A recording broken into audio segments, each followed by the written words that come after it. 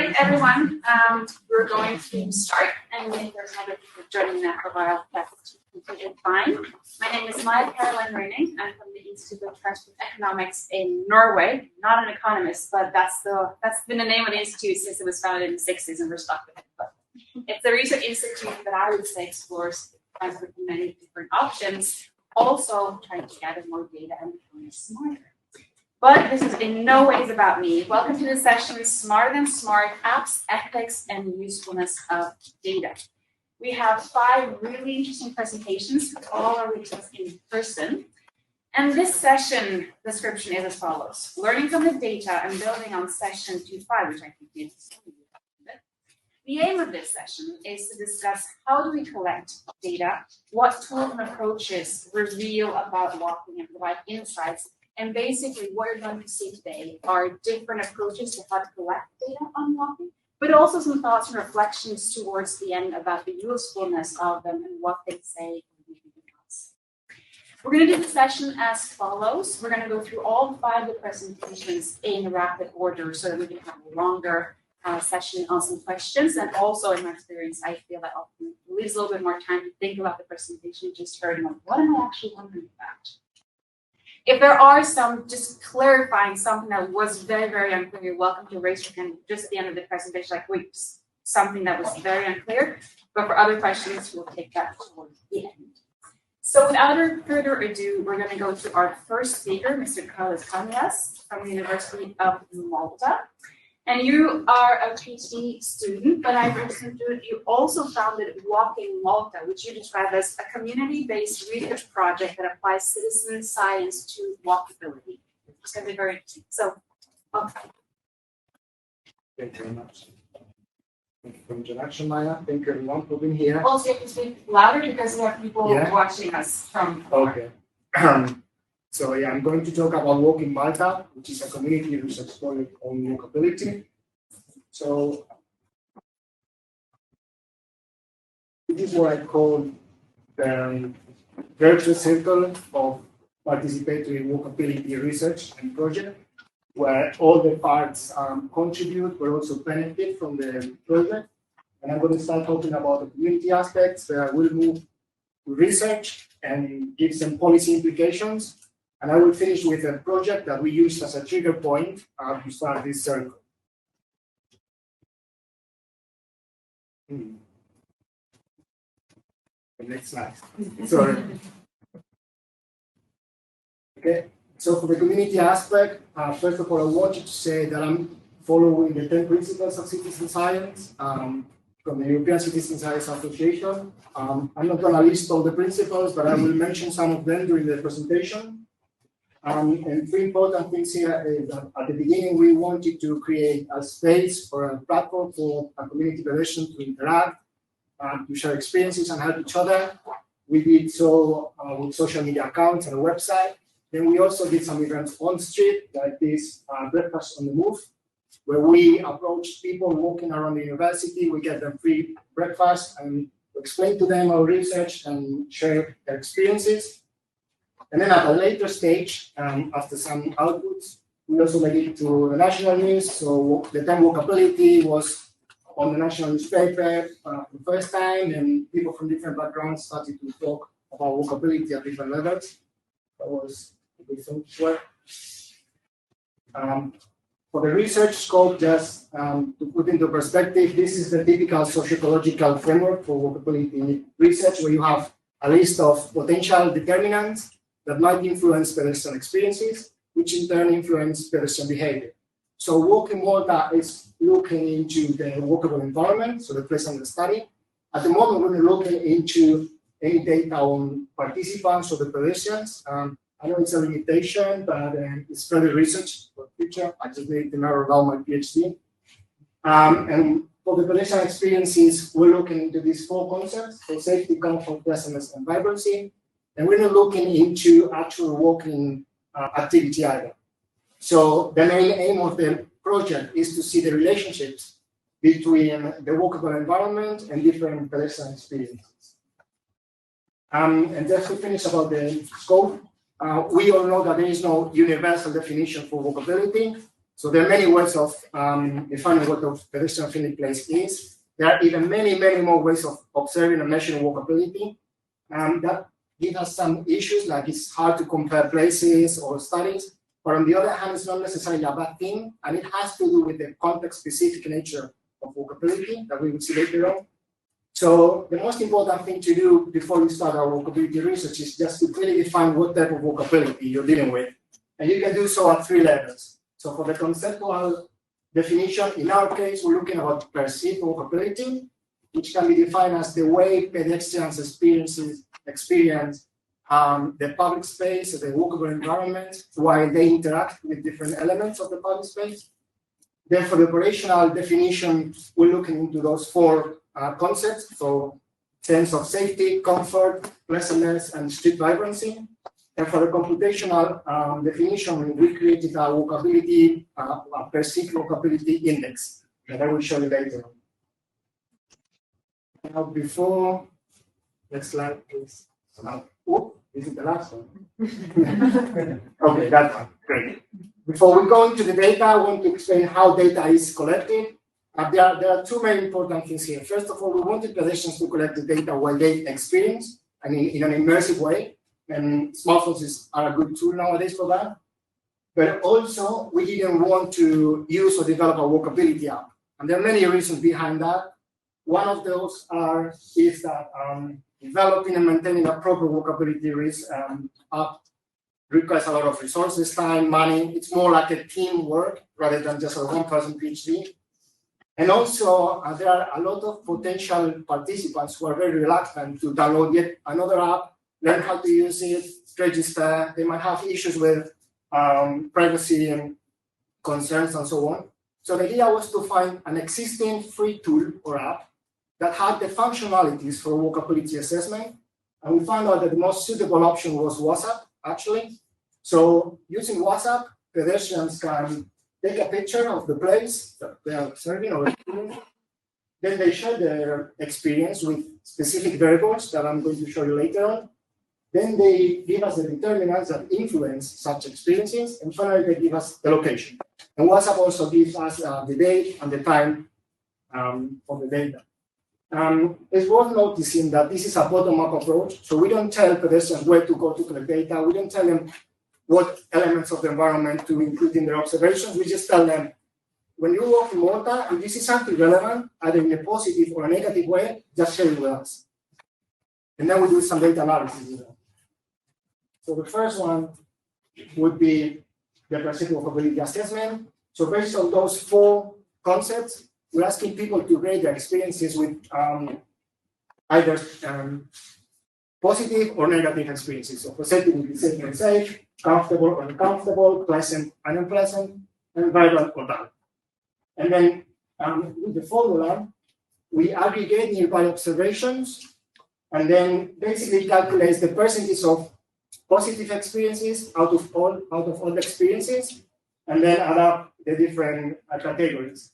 A good thing about this formula is that if a lot of people are talking about safety, then that part will be a much higher height and weight and will be more important. And if no one is talking about vibrancy, that part will be 0.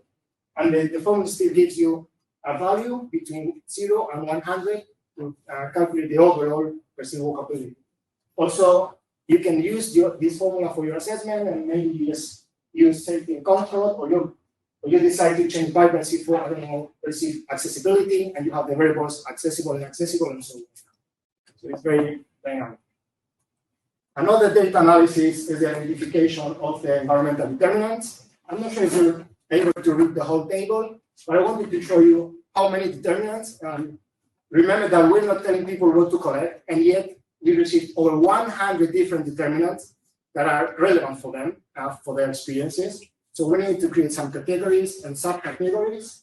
And this gives us 2 main ideas. First of all, the holistic nature of walkability. We do get a lot of different categories that are very different, and they require different policies and a holistic approach. And on the other hand, you have the context-specific nature of walkability. Because there are some specific determinants here, right? They are for Malta, and that they will be totally overlooked if I use traditional walkability audit. Then moving into policy and more research outputs, because people are collecting data on the experience, but also the work environment at the same time, we can see more insights about which elements are affecting specific experiences, both for positive and negative. So that might help policymakers to tackle specific issues, but also to promote something depending on their purposes. And then at the back, you have the interactive work map with all the information. Here's where I aggregate the observations and calculate the overall perceivabilities of the red clusters, are asking for tension and interventions. And then green clusters are places where people feel that it has value again. Then if you click on, this is available online, if you click on each observation, you will get the picture of the participant, the experience and everything. The data will be open. And actually, because this is under citizen science, everything will be open. The code for the web app will be open. The tools for the data analysis and special analysis will be open. So as soon as I finish the PhD this year. It has limitations. It has a lot of challenges. I'm just going to talk about one limitation because it's very common. It's a criticism that bottom-up approaches tend to give a lot of negative responses, that pedestrians use this just to complain. And at least in my case, it's not necessarily the case. This is a distribution of the first 70 participants. You have a distribution like many other participatory projects like Wikipedia or OpenStreetMap, where you have a very small group of very engaged participants with a lot of observations, like over 300. Then you have a larger group with many observations, but not that much. And then a much larger group with just 1-2 observations, then they forget about the project and that's all. And what we say is that the more engaged participants tend to give us more positive than negative experiences. It's true that there are 30% of participants showing only negative experiences, but they're mostly those collecting only 1 or 2 observations. So in the overall data, there's no real difference. And if we look into actual experiences, for the safety experiences, it's true that there are many more unsafe than safe, but that might show an issue on pedestrian safety model, which is the case. But then for comfortable observations, are more or less the same, and for pleasant and vibrant observations, that we have actually more positive and negative experiences. And I'm just going to finish with the project that we used as a trigger point. So basically, we created a network of pedestrian network with walking routes, and we calculated walking distance and walking time, and install those totems. So in the totem, you have a QR code where you can scan it and you get the actual web map with the route you can follow. And then you have information about the research. So we tell them, we're giving you this important information, but could you please give us your important information or your important insight about your experience while you walk this area? And this is how we're getting all the information. And also, every time we're installing one of these totems, we need to deal with the local council, so we get to know the mayor. Mayors love to go out there and take a picture and post it online on social media. And we make the most of that, and we do workshops, walkability workshops, where we work with policymakers, with the residents. We gather data, we create reports, we give the reports to the policymakers, they do some interventions, and then the circle continues. So new spaces, more people talking about the spaces, more data analysis, and so on. That's all. Sorry, I couldn't go into too much detail, but after that, you can ask me anything.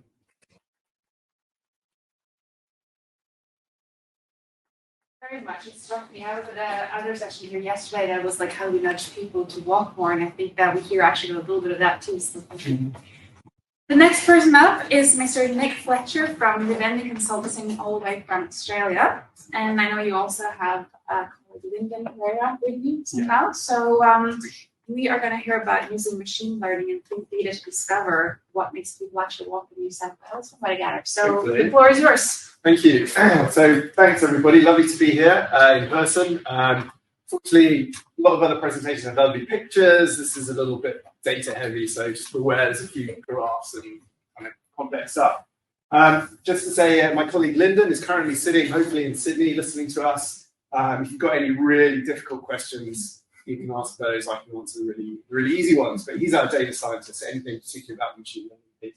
Just to explain what we do, so we're a consulting firm, but we work very closely with Transport New South Wales, which is the state government transport agency. So in Australia, we have federal government, we have state government, and then we have local government as well.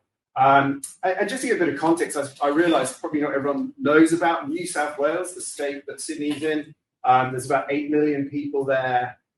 It's within Greater Sydney is about 5 million people, which is about the same as the whole of Ireland. But of course, New South Wales is about, I think, 10 times the size. It's pretty enormous. And Greater Sydney itself is quite a big city. It's kind of 50 kilometres north to south, 50 kilometres roughly east to west as well. So just a kind of little geography lesson to start with. And just reflecting on, so the reason we developed this tool, we were asked by the agency to help them with writing a strategy for walking.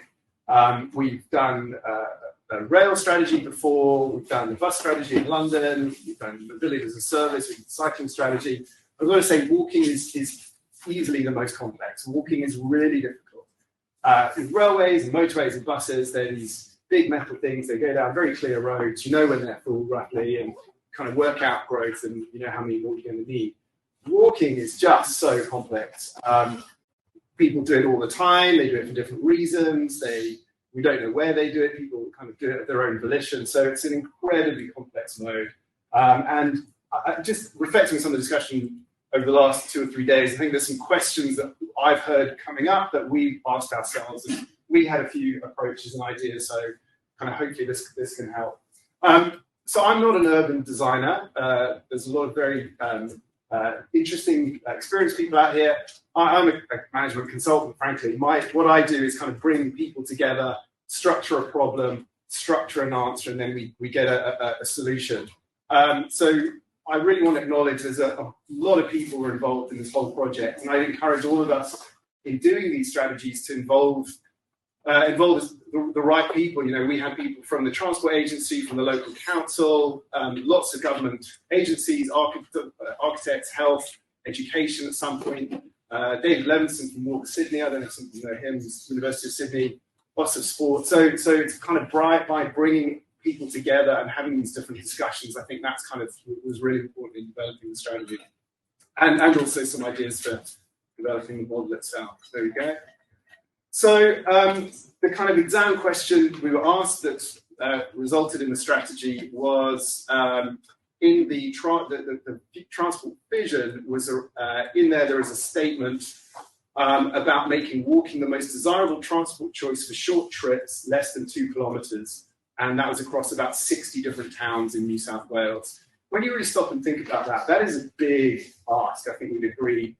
2 kilometres, making walking the most desirable transport trip in almost all of our cities up to a 2 kilometre radius is a really, really big ask. And we kind of refined that question slightly as we went on, more looking at actually which of those cities does it make sense? Where can we get the most return in our investment for walking? Where is it easier to get a greater response in walking if we provide some investment? And that was kind of the question that we started answering. So just to start, sorry, I keep jumping on 2 slides. Just to reflect on kind of some of the challenges, I think we've heard this this week. You know, again, kind of rail, bus, road, cycling even, the challenges there's quite a few things in place that make it a bit easier. Walking, even the concept of walking is complicated. I think we've heard that today. Is it about making the trip better, or is it about getting more people walking? The data, as we've heard consistently, is really poor. There's not an awful lot of walking data at a macro level. The models, I think there's no good walking models. There's lots of micro models for showing how people walk in and out of stations in very crowded areas. And then the economics. So I'm sure we all have this, but in New South Wales, there's a real focus on economics getting the business case right. And just those understanding how you value walking, how you value amenity, what's the value of a tree or a bench is really, really complicated. That said, through doing this project, there are quite a few things that happened that I think helped push us along. So for the concept, movement at place is really getting traction a lot in New South Wales. I think that's really useful. There's some really passionate advocates.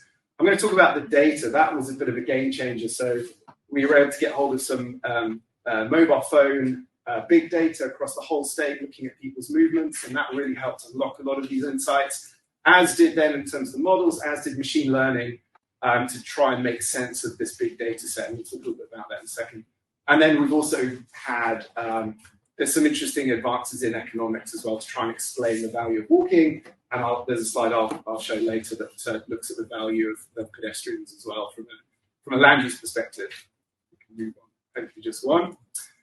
Yeah, so just kind of just sort of boring, but hopefully useful information. So walking in Greater Sydney is just under 30% of total trips, and yet the average distances there is only about 2.6%.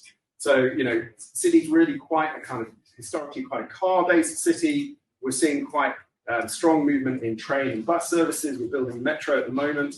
But, you know, walking is that kind of hidden mode. It's that forgotten mode. And I think that was a theme throughout our strategy. It's rediscovering walking, remembering walking, because a lot of people do it. They might not do it for very long distances, but they do it very frequently. We've got some quite interesting data, which is self-reported household travel survey data. It's done every year. And it's kind of fascinating. It's showing a couple of things. Firstly, there's the speed that people report themselves walking at has declined significantly over the last 10 years. So the yellow line here is for walk-linked trips, where you're walking to a station or to a bus stop, and the red line is a walk-only trip, where you're just going on a walk.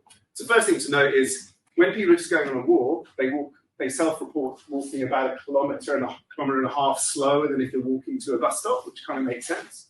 If you've got a walk trip, you're walking quicker. But just the self-reported walking speeds declined significantly. We're not quite sure why that was. It might be increasing use of mobile phones, increasing aging, overweight population. It might be delays due to the growth in traffic, buses, trains, that sort of thing. The other thing is people are walking much less distance as well, which is what this is showing. So we're doing a great job in trains and buses. That's carrying people further distances. That's good. But walking is really struggling. So sort of slightly unusual data. We're sort of quite surprised it was that high. It is self-reported, so we've got to be aware of that. But even so, something odd is going on. So that's our kind of case for change, if you like. I just want to pose a couple of questions about what I've heard in the last couple of days. I think we sometimes seem to jump between the question of how are we getting more people walking, and then how do we improve the walking experience? And they're related, but I think they're separate. I think if you improve the walking experience, for sure, you can get more people to walk. But there are lots of other things you can do to just fundamentally put people in close proximity to where they're trying to get to that makes walking just the obvious choice. So I just encourage us maybe to sort of think about those as just keeping those separate in our minds. So what we're gonna, the other sort of, I guess, useful insight we started with was just thinking about walking and that question about what fundamentally makes people walk. So we sort of thought, well, structurally, there's some sort of fundamentals about walking. It's lots of people, lots of places to walk to, and lots of points of interest and lots of connections. If it's fundamentally seems to be the place people are going to walk, that's great. And let's think about there's some places where that's low, some places where it's very car-based, and there's some places where it is very sort of structurally very walkable. Now we've got some walking data as well, so we can look at these cities and say, okay, well, how much walking is going on there? And I should say that alone is a whole question. We can talk about how you measure walking. Is it total walking per person, total walking per daytime population, walking per residence? That is a whole difficult question. Anyway, let's just hold that for a second. But let's just think there might be 4 very simple categories. So here you've got a place that's just fundamentally car-based, it's not walkable, and you don't have many people walking. Well, that's kind of what you expect. But I would say let's not try to introduce lovely urban design and lots of streets and beautiful trees and kind of the icing on the cake in these kind of centres. If they're fundamentally unwalkable, we're just not going to get the return in terms of people walking, I would argue. So for these here, the challenge is probably trying to get these centres up here to introduce more mixed land use, introduce more better connections between housing, between points of interest, more kind of economy. Where you've got low volumes, but you've got really good structural walking, this is where we might get our better return. Like here, putting in place better design, better sort of making places feel more safe, more pleasant to be in. That might be where we start getting our return. We might start seeing people actually, we might increase walking here. And then here, where there were a couple of centres where we thought there was low structural walkability, but we still had quite high walking volumes. The challenge there is kind of different as well. There, it might be an issue about, for instance, road safety, and lots of trucks and cars going past, lots of people walking as a lot of conflict. So I just wanted to sort of share that framework as a sort of way of thinking about places. We actually used a slightly different framework using the model rather than this sort of 4 quadrants, but it was a really good sort of start and a nice sort of simple way to just think about where you want to invest potentially in walking. So the other thing, what I'm talking about here, the model is coming at this from a sort of 20,000 foot view, from a very, very strategic level. I think often, in active transport, inevitably people get drawn to that stretch of road and what's going on here, let's put a pedestrian crossing here. Actually trying to step back and say, okay, well, hang on, where should we best put our investment is a very, very different question. It's quite hard, I've found, to keep people at that strategic level. So the model I'm going to talk about now is about saying, well, strategically, what are the things we think we need to do in each centre to increase walking? We're not telling you what they are exactly. We're not telling you where they should go. We're just saying this centre could do with more population density, it could do with more mixed land use, it could do with better connectivity, it could do with more trees, it could do with more public transport. The next step is then to go and say, okay, as the urban designers can say, okay, well, right, we know us, we've got these 3 or 4 strategic priorities we need to put into this centre that will increase walking. Let's go decide where those should be and where those are. So there's a sort of strategic to local level process going on here.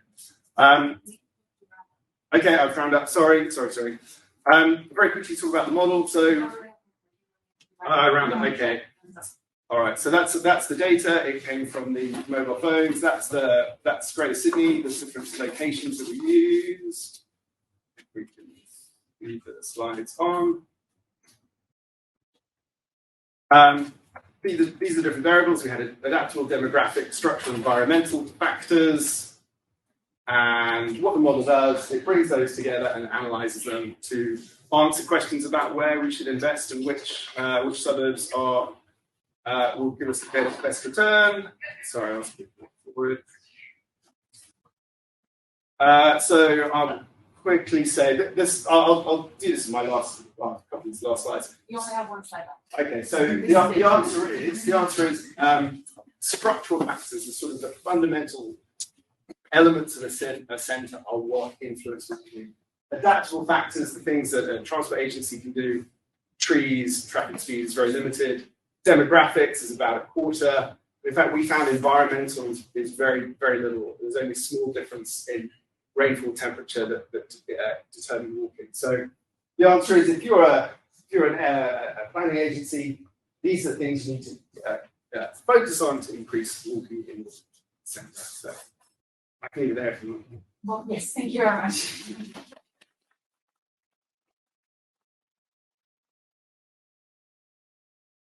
We can elaborate on that. We are going to keep moving forward. If some of you have been in sessions with me before, you would know I'm quite adamant about the time.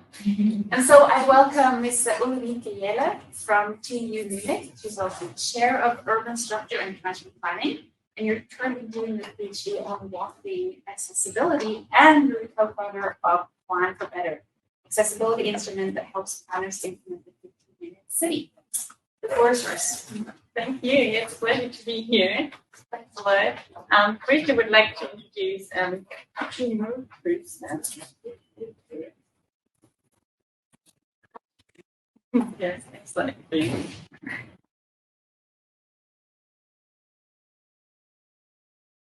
Thanks. But first, this is Frida.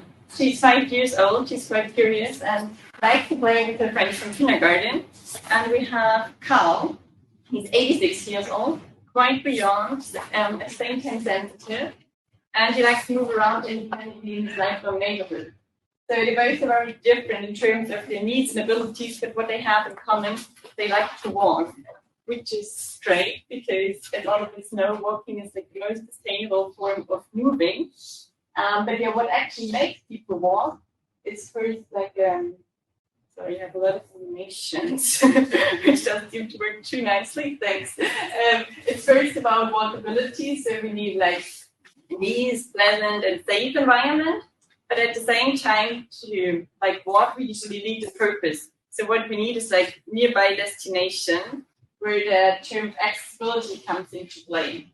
And usually studies so far only focus on either walkability or accessibility. But we think that we really need to think those two terms together in order to really make people walk. So I think we already talked about walkability quite a lot, so I could probably rush a bit through the definition. But just want to point out here it's about different people at all ages and abilities, but also here it's already the accessibility is stated in some of the definitions, which is interesting. And thanks to Carlos, I can also rush through those because he already dived into this quite deeply. But just to summarize, like the walkability is about infrastructure quality and comfort. It's about traffic safety and emission, about the environment, about perceived safety, and last but not least, about your equipment. And yeah, as we've just seen, also composed of different like items on a very small scale. And now diving a bit deeper into definition of accessibility. So accessibility is the potential of opportunities for interaction or the ease with which any land use activities can be reached from a location using a particular transport mode. So in this case, it's walking.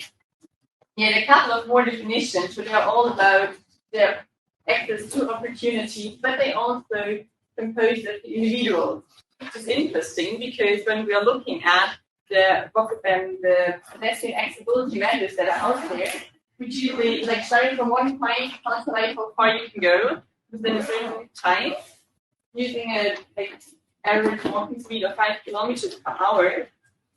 And this formula, it's like roughly what all the measures are using. So it's a sum of all destinations that you can reach multiplied with an impedance function. And the impedance function usually only takes time or distance into account. But what's really missing here are the people, which are actually included in the definition. So yeah, we're having a lack of perceived walking accessibility, so the perception of the time, because according to environment, if it's pleasant, then the time feels shorter and might be willing to walk further, and the same the other way around. So what we really need, like in our opinion, are different measures for different people, because one index alone is just not sufficient to represent all the individual needs, abilities, and preferences. So the main objective of our research is to first identify the most relevant items to measure walkability or walking ability for different user groups regarding age, gender, and abilities. But today I will just focus on the age. So I have here the two most vulnerable user groups that we identified, children and seniors. Because if it fits for those, then usually it fits for all the different age groups that we have. And then the second aim is to develop walking accessibility measures for all these user groups and to adjust like an accessibility instrument. Here's the one that we are developing at Chair to geo an accessibility tool Goat. And then last but not least, to assess the applicability of new measures in one district in the city of Munich. So this is the overview of the methodology, but I will dive right into it. So what we've done first, we've done literature review to identify the main walkability user groups. Starting with the children. The children, as we all know, have a limited body size. They're smaller than the adults are. Therefore, they have smaller legs and also walk a bit slower than adults do. At the same time, they're not so easy to see due to their size, and also have limited awareness of the hazards and may misinterpret speeds a bit differently than adults do. So this makes like the road safety especially important for children to really protect them from the car traffic that we have. And then for the seniors, I mean, it's just presenting some of the snippets, otherwise it would be more than 12 minutes. Here we also have reduced walking speeds of 0.97 meters per second, with also like a high probability of falling, especially if the ground is like unstable and not too flat.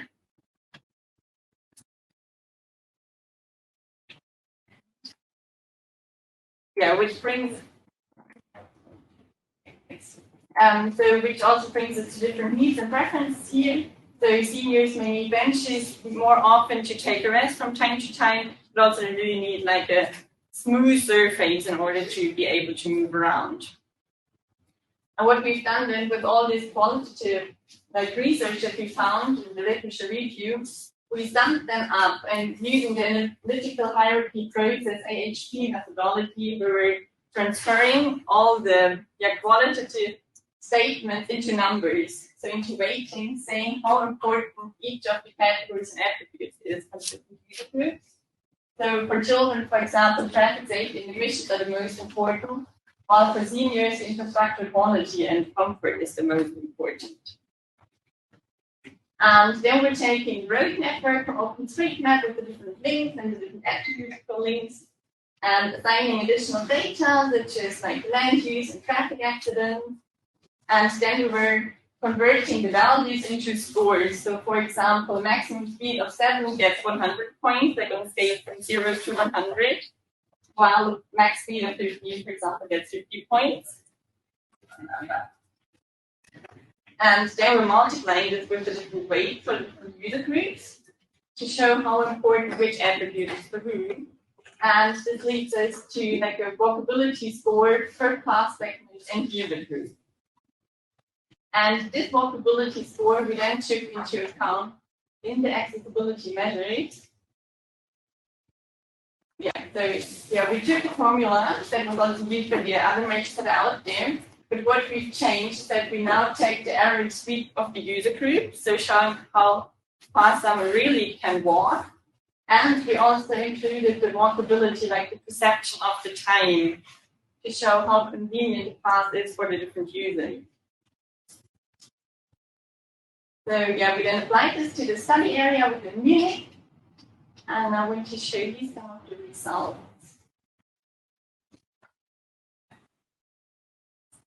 So this is the walkability score for children, and you can see like the dark green areas are highly comfortable roads. So there we have a high walk score, and the red areas are ones that are uncomfortable. For example, down here along this high traffic road, we have a walk score of just 19.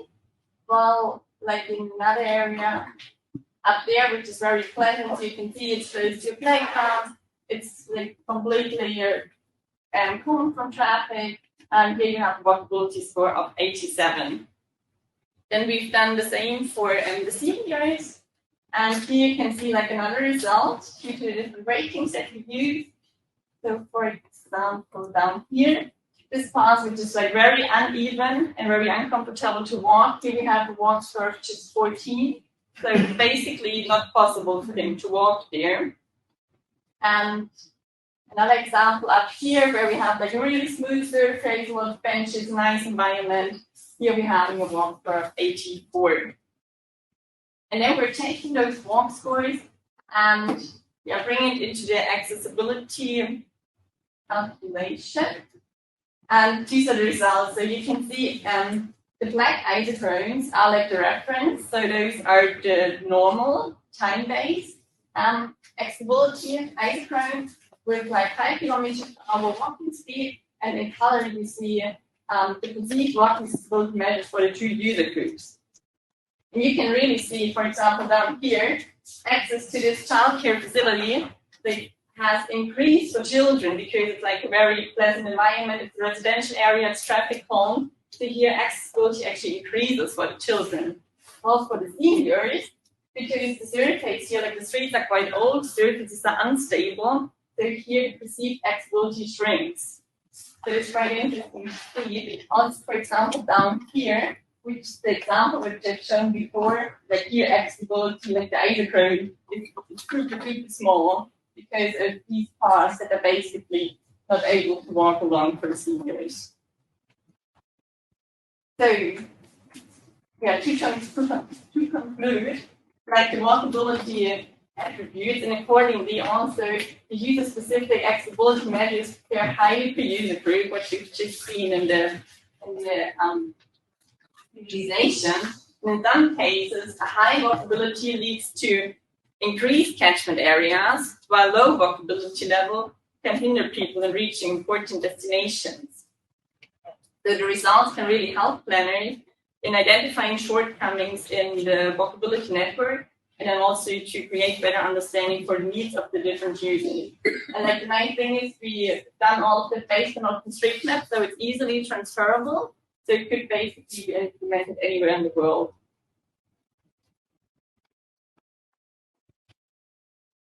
But there are also some further research needs and things that could be done better in the future. For example, it would be very interesting to also integrate further data sets with very detailed data on the green and blue infrastructures. We also just heard that it's very important to look at the vegetation and really how dense it is. And then also to develop user-specific measures for more user groups. Here I would also like to hear your voices, which user groups you think are the most important and which one we should also take into account. And yeah, probably also the integration of real reported perceptions, like to really have also the user statements, because in the end, still every person is individual and everyone has his individual preferences, so probably we're not really, making it correct. We just put them all into a bowl, and so we also need to look at the individuals. Yeah, that's it. Thanks a lot for listening. Here are my contact. Thank you very much. I see you, and I saw the moment I started sitting up. Very good. That's great, because I really also want to give you the chance to ask questions. So we're going to move straight forward to our fourth talker. This is Kang Sang Tzu from Singapore, from the Land and Transport Authority there. And you are going to help us also a little bit in the terms of which is also into the more envisioning the digitization and giving us different models for how to show things. So I'm just going to add it before. Welcome. Thank you. Okay. Hi everyone. My name is Kang. I'm from Singapore Land Transport Authority (LTA), and here I'm very glad to be here to share our initiative on this digital pedestrian network that we work together with our colleagues from Singapore Urban Redevelopment Authority (URA). Actually, my colleague Song is sitting in the audience today. Let me share share a bit more on this initiative with you. So this is the outline. Before we venture in, I would like to give you a glimpse of how Singapore is like. I'm not sure everyone has been to Singapore before, but Singapore is a very small city. It's a state city and island city. We only have 720 kilometers square of land, but it's housing 5.5 million of population. It's very dense. However, currently we have a very well-connected road network with rail network and bus systems that supports people's daily commutes. So pre-COVID, we have a public transport mode share above 60%, which includes active mobility mode shares like walking and cycling. However, we continue to aim to build Singapore as a greener, more livable, and car-like city. And our strategy is walk, cycle, and ride. Yeah, so basically you can walk or cycle to a transport hub and taking a public transport there, or continue cycling from there. And after that, you reach your destination and complete the journey with another walk or cycle. Yeah. So active mobility is very key in this strategy, and we consciously aim to have a better planning and design to make the city more attractive, more accessible, as well as more safe for walking. So this is how Singapore is like. We have our typical housing unit, which has a very porous ground design, and we have our integrated transport hubs as well as commercial nodes, which offers a multi-layered indoor pedestrian network, and we have like coupling ways leading to our community centers. It's highly connected and porous with our footpaths along roadside, as well as all the walkable paths within the development and the integrated commercial nodes and commercial and transport nodes. So to have a more data-driven as well as holistic planning approach to design and plan for walking, we actually embark on this journey of developing the digital pedestrian network. And this kind of digital pedestrian network is not new. It's commonly found in Google Maps and OpenStreetMaps that provided for like navigation options. However, they do not reflect the urban context of Singapore accurately sometimes, because you can find that some of the ground floor porous paths are actually omitted or not reflect correctly in their maps. Hence, we developed this our own data pedestrian network for planning. So in this data network,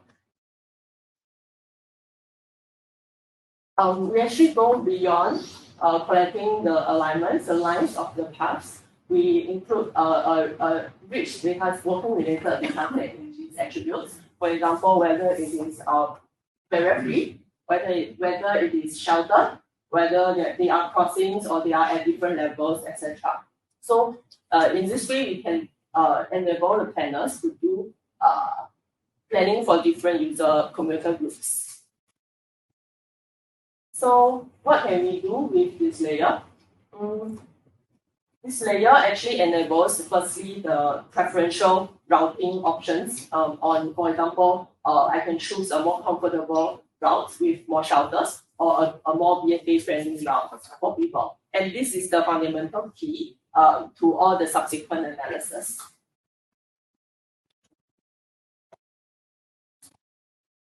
Okay, so another thing, conventionally, we will usually do the walking surface area analysis based on Euclidean buffer. Usually we just draw a circle, for example, to a point of interest. In this case, it's a park. But now we can do a more accurate analysis on the surface area based on the actual walking distance. Yeah. So, for example, in this case, the households opposite the expressway is actually inaccessible to this park. So this enables planners to plan better sightings for the amenities. Yeah. So we also did some study for the barrier-free access pedestrian barrier-free analysis. If you were at my colleague Sarah's plenary session yesterday, you probably heard of this. So we are basically comparing the actual path that a wheelchair user wills compared to the crow-fly distance, and it gives us the most direct or indirect barrier-free routes, and we can do improvements on those routes. Okay, so extending beyond the walk-shared analysis, we can also do analysis on various types of services, and this will give an indication on how accessible this neighborhood is. And we can also plan the right or the necessary services into this neighborhood. And going a bit more advanced, we actually can take a home to destination pairs, and we can weight them with the number of dwelling units, the walking distance, and the available destination options, and we can find the most popular or most potentially frequently used routes along in our network, and we can plan better like wider paths or shelters for these routes. And lastly, but it's also a very important point that it enables like planners and engineers to do ground checking, to do site visits and street audits, and they will have a more comprehensive view of the walking environment before they go down to site, and they can have a more focused ground investigation there. So this digital connection network really enables us to do accessibility, connectivity, and land use and transport planning analysis across different stages of planning and across different aspects of walking. And given the complexity of the urban environment of Singapore, we are trying to build this.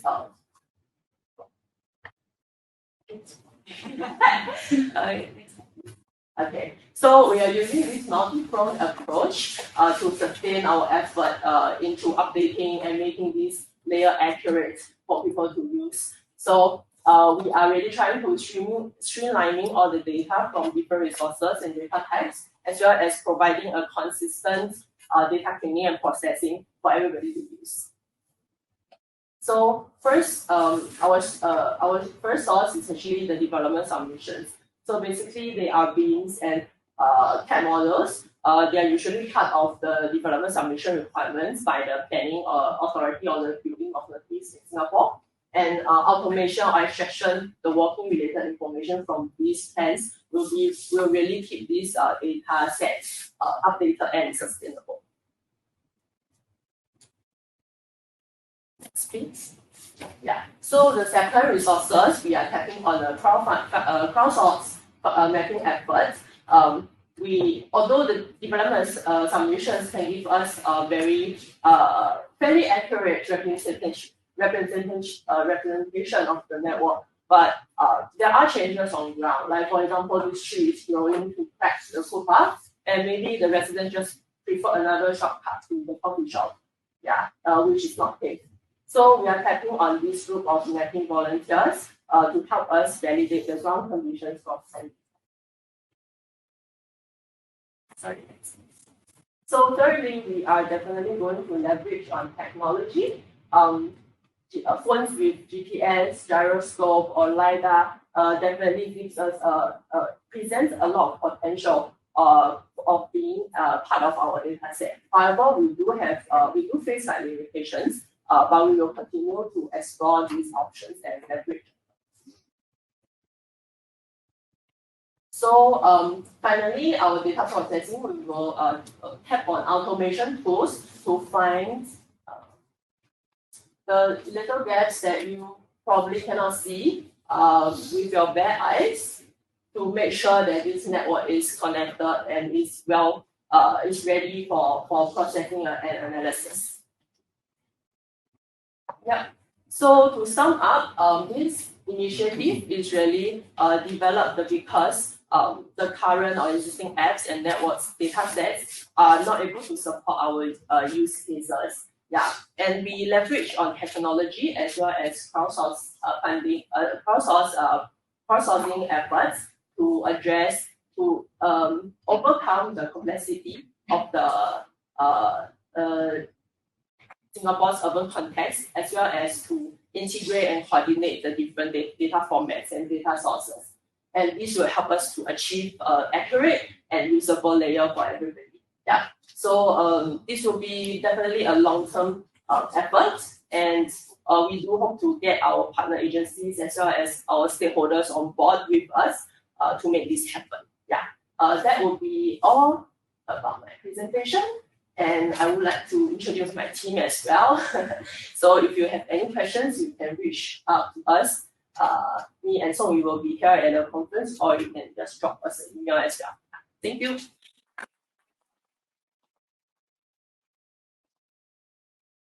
Thank you very much. I don't know about you, but I'm noting out rapidly because I have many questions and ideas. It's very interesting to see.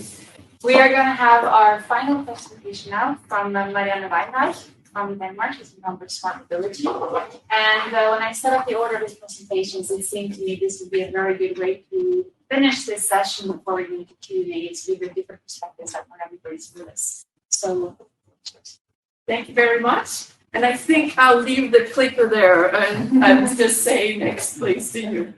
Thank you so very much for the invitation to speak here today about, you could say, cities and public authorities, data practice, challenges, and also market gaps. Next, please. Just a little bit about myself. I am not an engineer or urban planner.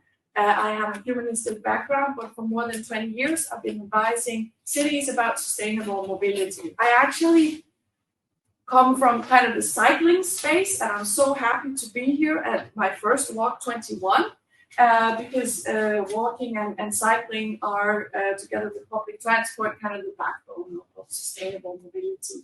And I'm market manager in a consultancy based in Denmark called Hamburg.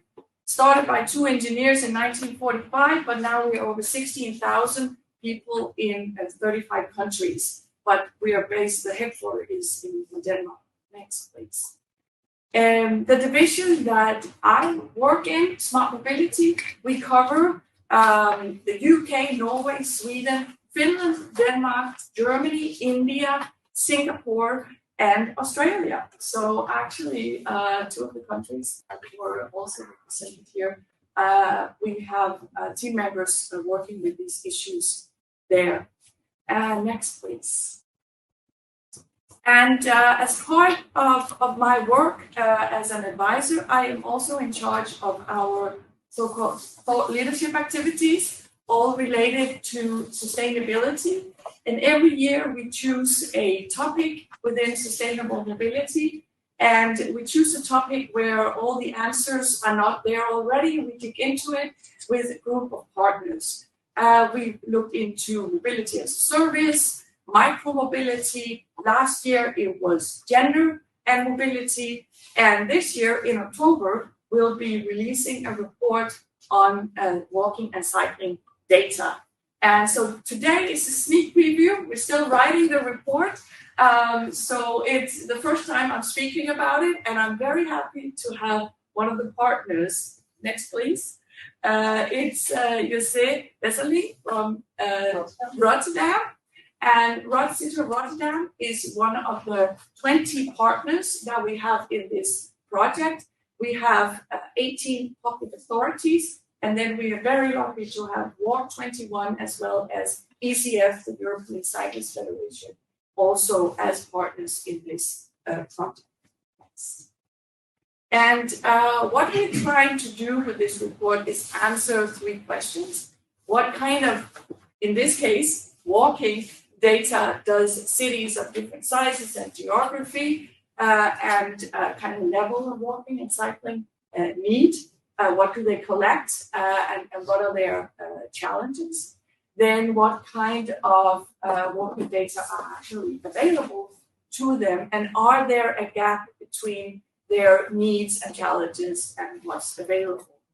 And what we've done is to interview 7 international experts on walking and cycling.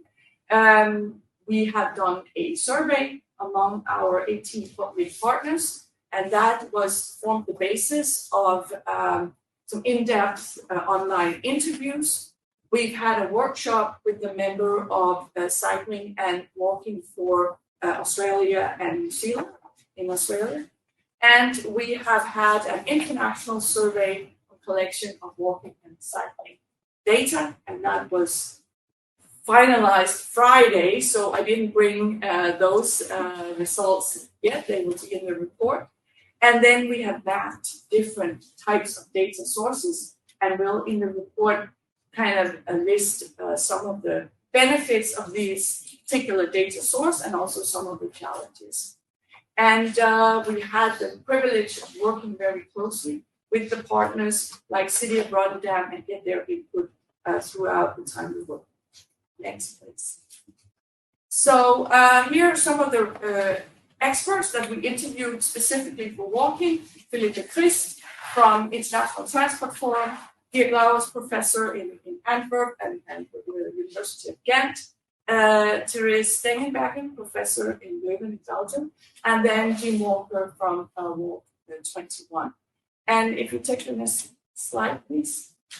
I want to kind of sum up some of the conclusions from this interview with then a quote from Philippe Christ, that data should always be a response to a specific need or challenge we deal with. Data is a way to understand a problem better in order to develop policies needed to create change. And we have that in the report as kind of the framework for this report. And if you take the next slide, you could say that all the interviews with the walking data experts, to sum that up, they all agree that data is about guiding change and also evaluating whether or not change is actually happening in order to make decisions about which policies to implement, about how to plan, and in order to evaluate the measures that you are implementing, but also to secure funding, because walking as well as cycling is under prioritized and underfunded compared to cars, car infrastructure, car driving, and public transport. Next slide, please. So what we did in the survey, we asked our partners whether or not they had a walking strategy. Not all of them have, but the majority did. Fewer have goals. Sorry, goals first. Most of them have goals. Little bit fewer have strategies in place. And then when it comes to policies, it's even less. We're down to 8 out of the 18. But then when it comes to data, actually 14 of the 18 collect data. So again, in some of these cases, there is some kind of missing link between the data collection and the policies that are not in place. Next one, please. And we asked them also, what are your purpose for collecting data in the first place? And what you see here is it's actually quite similar to what our experts said, that it is about decision making, it's about developing policies, it's about understanding walking better, and it's about monitoring change. The next slide. And when it comes to the indicators that have been selected, we see that for walking, it is first and foremost about pedestrian safety and accidents. It's about the modal share of walking, and then it's about the satisfaction and the experience of walking that we have also discussed today, and then the number of pedestrians. And what we can see is that for cycling, it's actually opposite. We see that numbers are much more the chosen indicators for cycling, and satisfaction is way lower on the list. Next, please. And then when it comes to data sources, we see that travel surveys are kind of the primary source for walking data, and that is naturally also linked to the fact that satisfaction is one of the key indicators, but also manual countings are one of the key sources, and then we see here interviews, but also cameras. But travel surveys and manual countings are some of the data sources that are very resource heavy, both in time and in money. And that is one of the challenges, since walking is also, as we see, under prioritized when it comes to resources. Next, please. Because when we ask them about what are the challenges that you in the public authority primarily encounter when it comes to walking data, it is actually that there is a lack of understanding in public authorities for the need for walking data. So it's actually the basics of everything, that understanding that these data are needed.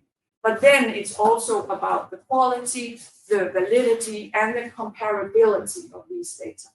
And the three last is also the same for cycling. But we don't see that data need come out in cycling at all. There it's much more about comparability and validity. Next, please. So the main conclusions, very, very high level here right now. There's so much in the report, but basically it's that the movement of people walking are so much more natural and fluid. So it's much more challenging to actually measure compared to the more structural flows of car traffic. Satisfaction as well as individual characteristics of pedestrians are important factors to include in data collection. And we see that walking data is at the bottom of the mobility data hierarchy. Cars, but also cycling data, generally gets both more attention and more budget. Please. And so the questions that we hope to maybe also be able to discuss here is basically the chicken and the egg question. Is walking under-prioritized because we don't have much data on walking, or is walking data under-prioritized because walking is? So what comes first, and how do we create this awareness about the need for data? Because a lot of the planners that we interview say it is so hard to link walking to mobility conversation and stories to get both decision makers and politicians' attention. What about quality, validity, and comparability? How do we secure that in our walking data? And then the quality of the walking infrastructure and the satisfaction is so important, but it's resource-heavy data. How do we prioritize the right data? And can technology help us, like we've seen today? And then the last slide. I want to end with a quote from Philip Christ. We have to be mindful that a lot of what's important in cities isn't necessarily digitalized. Thank you so very much. I don't think there are more slides. Looking forward.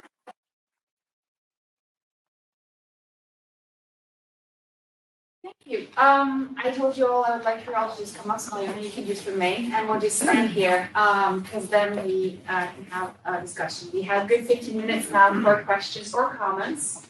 The topic, and I'm talking loudly because I know there are people listening, and for those who are listening somewhere in the spectrum, I'm sorry we don't have microphones, that's why I'm trying to talk loudly.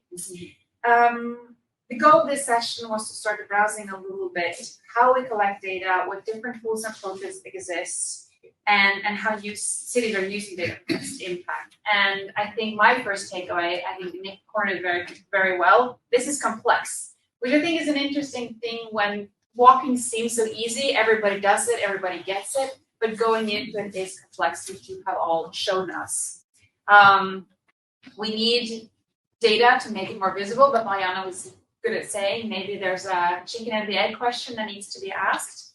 For me, it seems that there needs to be a mix of data. Here we're using everything from citizen science to big data to making models and different ways to do it. And it seems to me that maybe is necessary, although it does create a patchwork. Some of the questions that I then start to wonder about are how reliable are the different data? What about ethics in all of this when we gather the data, and especially if we want to talk about standardizing or sharing data across countries? We have different regulations for what is okay to collect or not collect. I just imagine the way you're doing it, Carlos. I think me as a researcher in Norway, if I would try to get approval for that, I'm not sure if I would get it, unfortunately. At least I'd have to do something more to make sure it couldn't be shared, the locations of people and everything.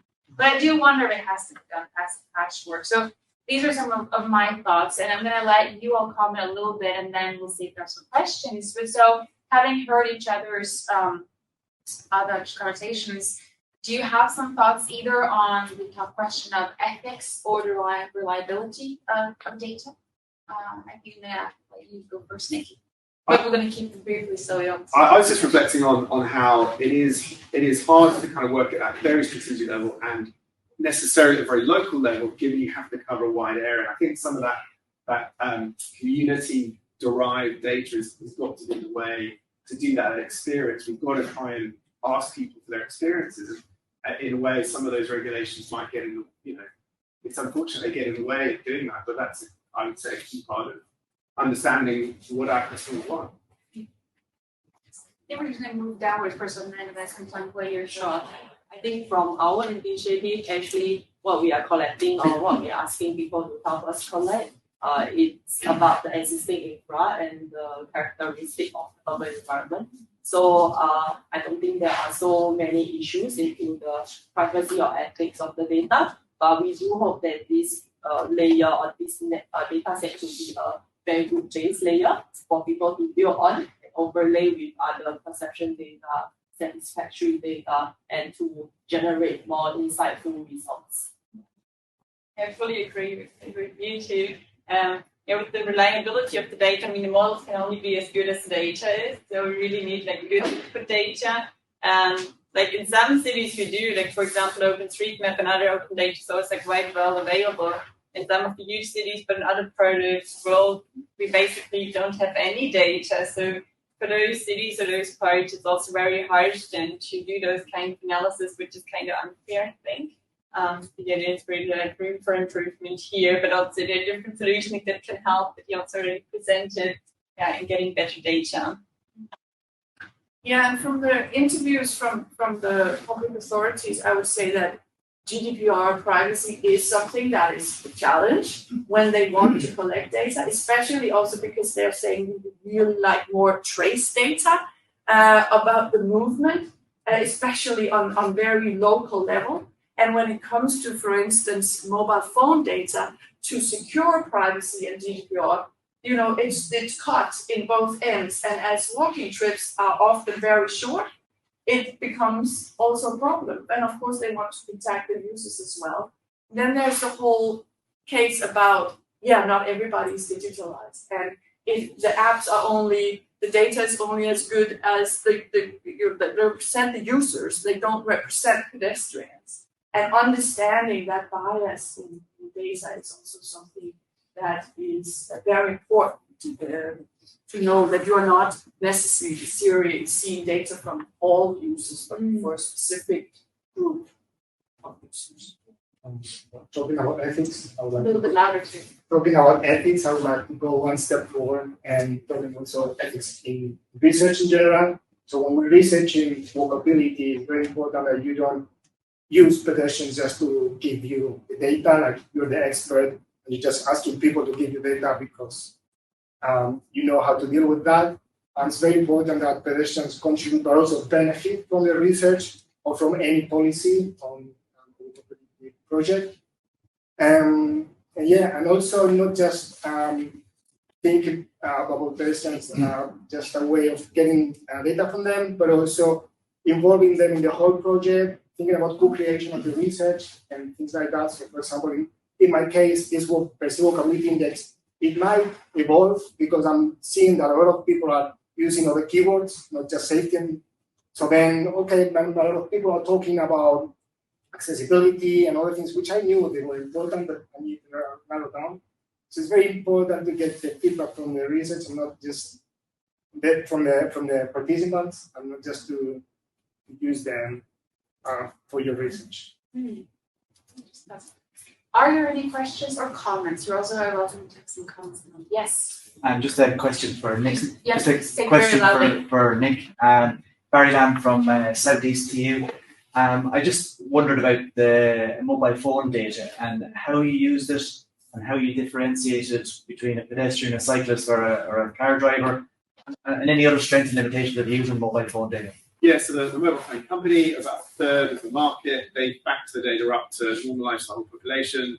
And it's just based on the speed of the mobile phone that they can see and where it's going. So if it looks like it's going down a road or stopping at bus stops, it's probably a bus. If it looks like it's walking, it's a walker. Doesn't work for cycling. It cuts off at 15 minutes. So when you stop for 15 minutes, it says that's the end of your journey. And there's lots of ways you can sort of cut and dice it. Yeah, I mean, we don't have the GDPR, the European regulations. I think for in terms of privacy, you can only report anything that returns less than 40 individuals is returned as a null value. So it's kind of, there's a degree of confidentiality. We using a specific app on someone's phone? Was it like Google or? No, it's the mobile phone provider. Okay. Yeah. So they sell cell it phone to you. towers who Yes. comes in and then gives you the data. That's it. Right. Yeah. Because Google knows the difference when I drive or when I motorbike. Because Really? yeah, you can tell. Oh yeah, you were. Yeah. Google What was knows. it? I think Yeah. I think go to because I think Google know way more than we do. We're trying to sort of chip away at the stuff that Google knows. If I ever asked where I was, You ask Google. yeah, Yeah. You get these Google Maps, yes. it's my alibi. You think, say you're driving, so you can like provide data to the pedestrian. Well, now you can say I'm contributing to science. Yeah. Anyways, any other questions? I have one because you said something, Mariana, which maybe I misunderstood. But you said something about that public authorities aren't necessarily asking for this data, or that they're not seeing the value of this data. I wasn't quite sure what you meant. No, that the data need that internally and among decision makers, the planners experience that it's not perceived that there's a need for walking data, and they really want to have those data and use them, but resources are not necessarily allocated because what's the progress? It's just walking, you know. So that's like the core, that the need for these data is not necessarily recognized, and that's of course a huge problem. Okay, so it's not necessarily that are valid. They don't see the need to put resources into gathering it. Yeah, on decision making level, not on planning level. And not, for instance, in Rotterdam, but that's one of the cases where But it's still in Rotterdam, we have this issue as well. I mean, budget for cycling is way bigger, and the cars we go at all, maybe even more than Google. And then for walking, since we luckily now have a policy document, we can ask for budget and also gather more data. But this is all part of the lobbying you need to do within your own organization. And another point is also that when it comes to walking and also cycling, that data is an important tool to make the invisible visible. Shedding light on why are people not walking and not cycling in a specific street or area, all the things that are not seen. And that's also resource heavy, and understanding that that's necessary can sometimes be hard to convince. Well, because that's something that struck me when we're talking about making models or making the data is also then, I guess, as an engineer and architect, I'm like, but the field work, because you know, we can do all these mappings, and then it's like going out and trying to understand why do we get the results that we do. And it seems that both Carlos and also what you're doing, Odie, you're also going out and mapping and seeing, and then you also from Singapore Kankan, you get the feedback of the citizens, but also you go out to the field to see what it actually looks like. So it seems there's a need to both have the big data, but we then also need to have the field work still going on, if I understood correctly. If there aren't any other questions, yes. Can I just ask one question? As just for Nick, I suppose what I'm wondering is, because it's sort of linked to what you said there, you know, you can have big data, and it can maybe, obviously it's very complex, but does it tell you something that was surprising that we don't know from talking to people? Yeah, there's a couple of slides I didn't quite get to, but one is the importance of housing density. So we need to build centres which have no more than 30% detached housing in one walking. And the other one is intersection density, the fine-grained network. So in Sydney, we showed that you need at least 35 intersections per square kilometre to be walkable. So there's two really key metrics from real-world data. There's no fiddling with it. It's like, you know, it's completely objective. And we need to say to the planning agency, here we go. If we want a walkable centre, that's what we need to do. And, you know, in Sydney, we're building new suburbs that are arguably not meeting those standards, and I think we're probably doing it around the world as well. So, but, you know, really good evidence that, I mean, it's not a surprise. There's lots of academic studies. Billy Giles, full-time in Australia, has been doing this. But this is kind of, you know, big data from the whole state, whole month of data, you know, analysed in an objective way that really supports that really strongly. Am I saying that structure and maybe by using big data you can get us, because I feel like often when we work with cities we get the whole, oh, but our city is so special. Like our town is completely different than every other town in Norway. And then maybe with something like this, you can start showing, well, actually, you do have some of the same characteristics. So what we're saying can follow. Was there another? Yes. If I need to. First of all, just to visit Malta, I fully agree with your comments that you're not building your own app because you have to maintain it. I can understand, but usually what's happening is that you have personal information of people, so you have to in something for you. So why aren't you harvesting from, let's say, Instagram? Because in the earlier days, people were using other apps to harvest data from there, like Flickr, you have hashtags, you have photographs. So why aren't you doing it this way? I tested Facebook, Instagram, Twitter. I didn't have the time to go through all the. And we thought that WhatsApp was the best option. People were more comfortable. Actually, we started with social media because we wanted to build a community pedestrians. But then we realized people weren't. They didn't really want to share their views on the words. They didn't want to share it publicly. And they started to send me private messages on Facebook, on Twitter, on Instagram with observations. And they said, it's fine to us because then the data is anonymized. Actually, when they send the message on WhatsApp, then they have an automatic reply saying the terms and conditions of the research, they're in line with European laws, with the ethics committee at university and everything. But they were saying, we find if the data is on webmap, actually they want to see their contribution, but I don't want to put it on my Facebook or Instagram or because. And then we decided that WhatsApp was the best option. Okay, so it's not visible to everyone there. It's not always WhatsApp group. It's open. It's open. Walking Malta has a number. Yeah. So you just try to. If I contribute, you can still see my contribution. If you contribute. If I contribute to it, you can still see that I'm contributing there or not. Yeah. Yeah. All I have is the number of the person. Yeah. But which then is anonymous. That's a follow-up question. Ulrika, you're working on this index. I also have a couple of graduates and PhDs working on this, and we recently also worked with the healing. So you were mentioning the green. Do we also add anything with healing and stress? Because I think the experience is an important layer next to the physical part. We've seen that in other presentations as well. But healing and stress is, I think, one of the new things which was added recently. Are you working on that as well?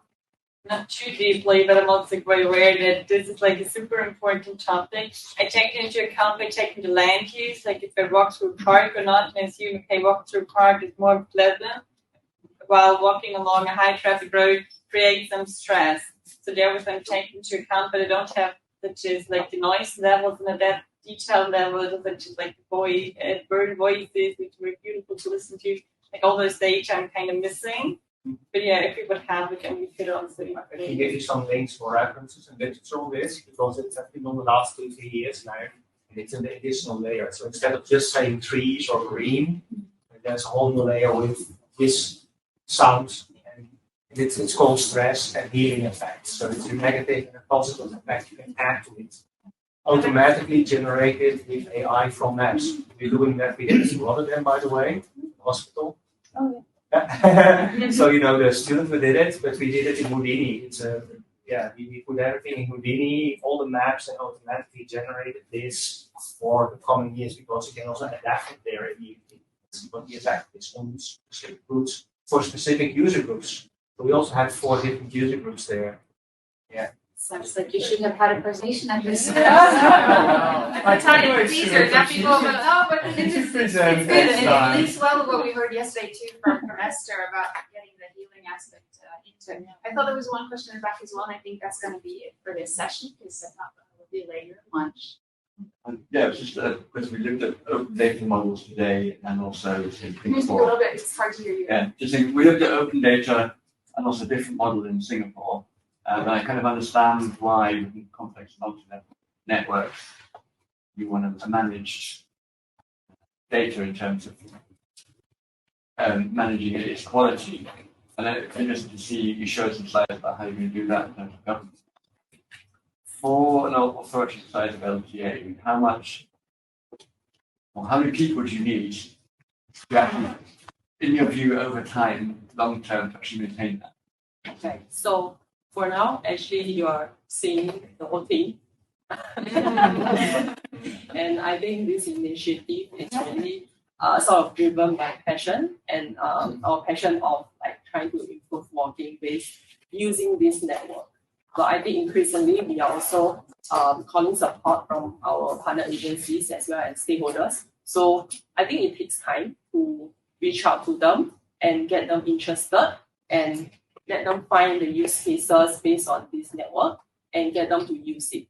I think once that's in place, then it will be much easier and we will have a much stronger support. Yeah. Introduce the program. And I think I'm going to round up with that because you said the word passion, and that's something that at least strikes me that all five of you are both very passionate about what you do, and it takes this also continue to have this human aspect into that when we're talking about data, it needs to be imagine these boxes, but we're all actually generating the topic and the passion about it is interesting. So thank you all very much for very good